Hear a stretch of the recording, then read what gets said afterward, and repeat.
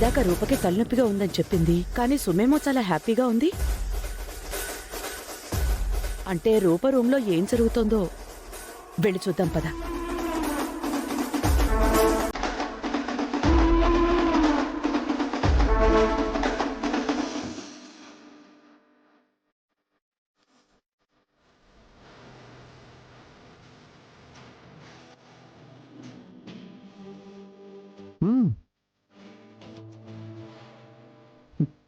తినండి అమ్మాయి గారు.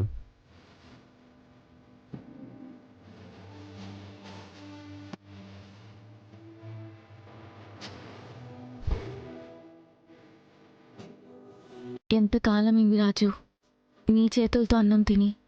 ముందు మీరు అన్నం తినండి అమ్మాయి గారు, తర్వాత మాట్లాడుకుందాం.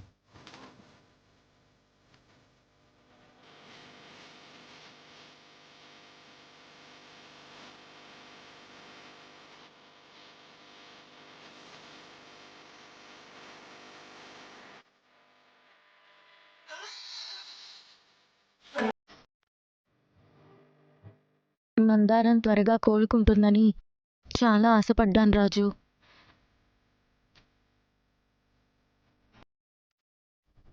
అవునమ్మాయి గారు, నేను కూడా చాలా ఆశపడ్డాను.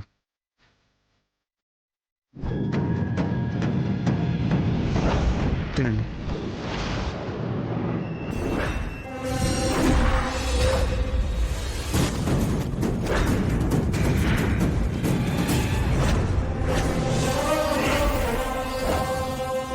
దీపక్ బాలే దొరికారా? అవును మమ్మీ. మీ మావిని పిలిచి పెద్ద గొడవ చేద్దాం. మమ్మీ, మనం ఎంతమంది ఉండగా వాడు రూపగదిలోకి వచ్చాడంటే వెనక కిటికీలో నుంచి వచ్చుంటాడు మమ్మీ. నేను ఆ విండో క్లోజ్ చేసి వస్తాను, నువ్వు మావని పిలువు మమ్మీ. అలాగే.